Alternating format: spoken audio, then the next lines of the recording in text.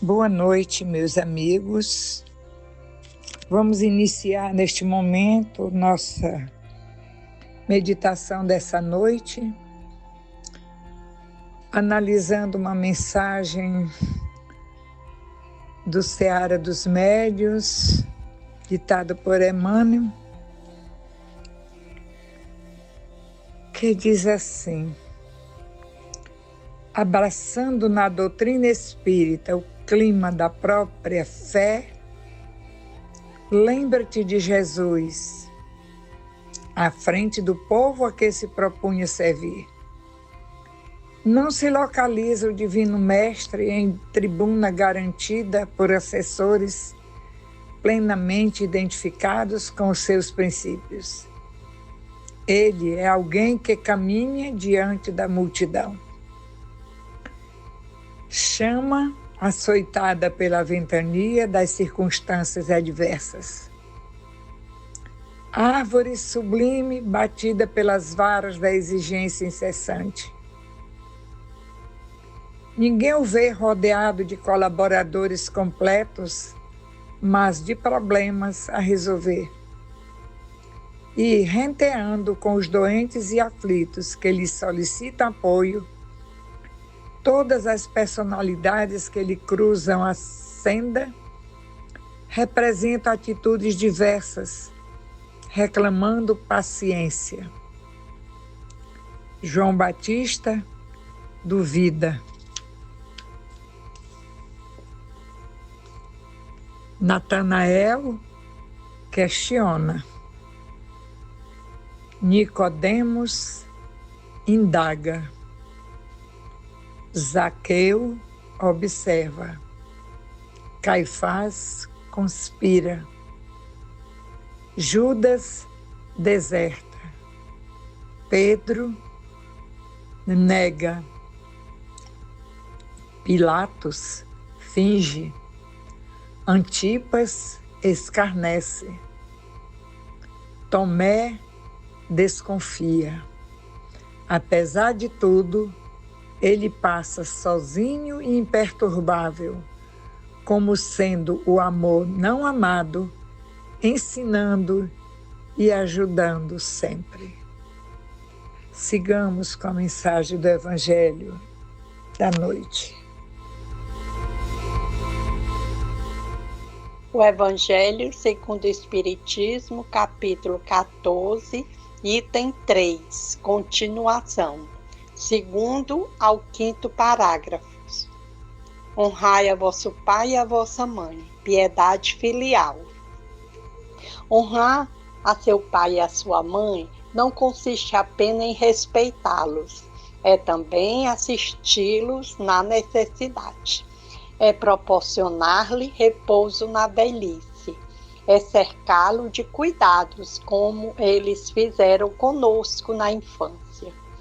É, sobretudo, para com os pais sem recursos que se demonstra a verdadeira piedade filial.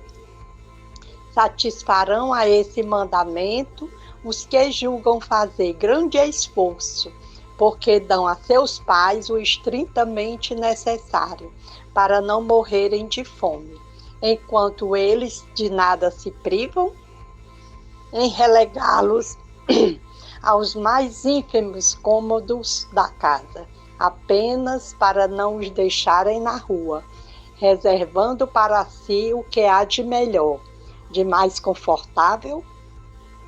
Ainda bem, quando não o fazem de má vontade e não os obrigam a comprar caro o que lhes resta a viver, descarregando sobre eles todo o peso do trabalho doméstico. Caberá aos pais, velhos e fracos, servir a seus filhos jovens e fortes? Ter-lhes-á a mãe vendido o leite quando os amamentava? Contou suas vigílias quando eles estavam doentes, os passos dados para lhes obter o que necessitavam? Não, os filhos não devem a seus pais pobres só o estritamente necessário.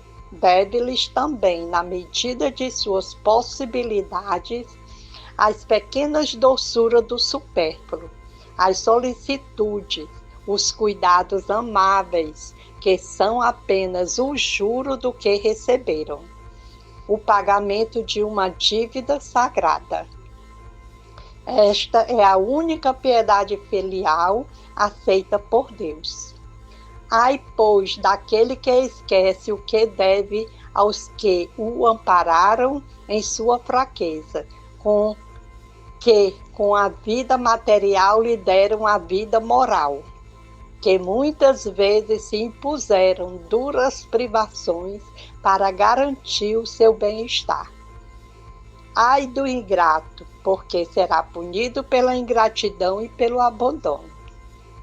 Será ferido nas suas mais caras afeições, algumas vezes já na vida presente, mas com certeza em outra existência, em que sofrerá o que houver feito aos outros.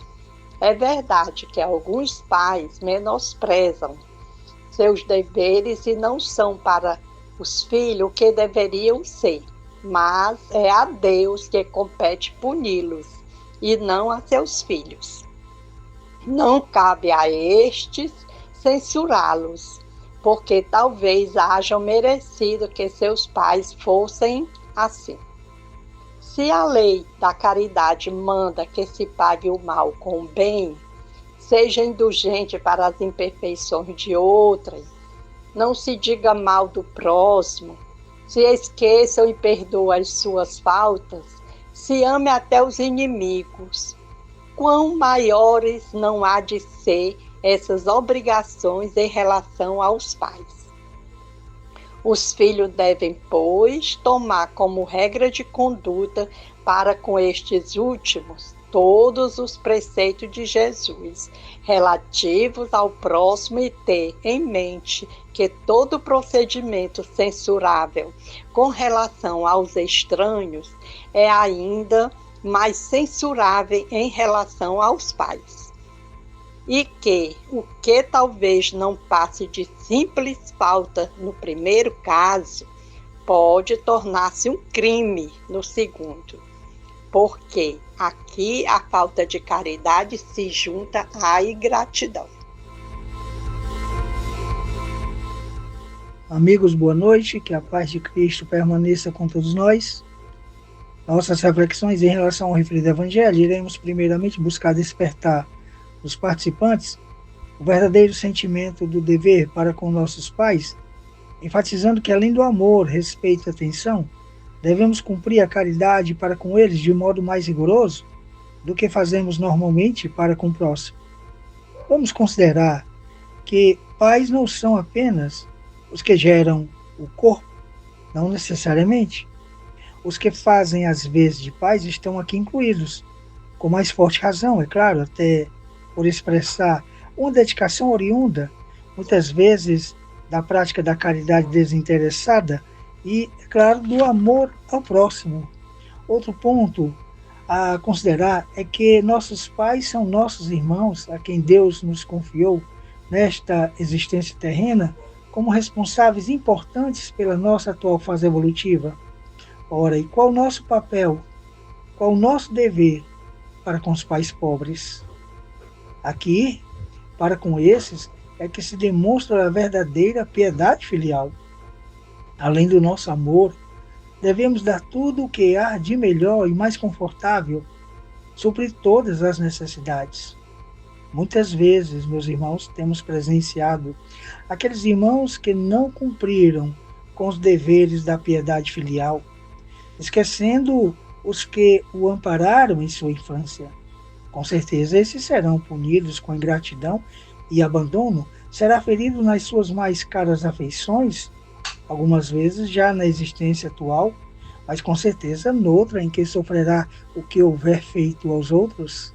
A mesma coisa ocorrerá com os pais, ou seja, se não cuidaram bem de seus filhos, serão punidos conforme as leis divinas.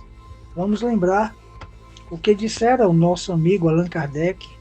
O codificador esclarece porque o mandamento honrai vosso pai e a vossa mãe é o corolário da caridade.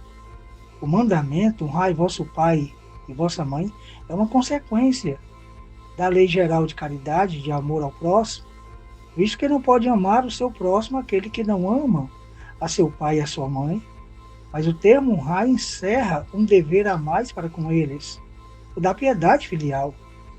Deus, desta forma, quis mostrar que ao amor se deve juntar o respeito, as atenções, a submissão e a condescendência, o que implica a obrigação de cumprir-se para com eles, de modo ainda mais rigoroso, tudo que a caridade ordena em relação ao próximo em geral. Esse dever se estende naturalmente às pessoas que fazem, às vezes, de pai e de mãe, e que têm tanto mais mérito quanto menos obrigatório é o seu devotamento. Sigamos com Jesus. Muita paz.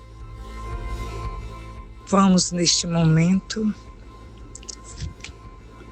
colocar diante de nós um copo com água pura, para que possa ser ingerido após as análises e a observação do Evangelho. Jesus dizia em suas pregações: se puderes crer, todas as coisas são possíveis àquele que crê. Então, milagres de cura, de equilíbrio, de paz, podem se acrescentar descido dos céus sobre o humilde copo de água pura que colocarmos sobre a nossa cabeceira, pedindo a Jesus acrescentar suas energias medicamentosas, que sua mão abençoada possa transformar as humildes moléculas da água H2O em vinho de restabelecimento, medicamento de cura, grandes medicamentos que curam o corpo e a alma.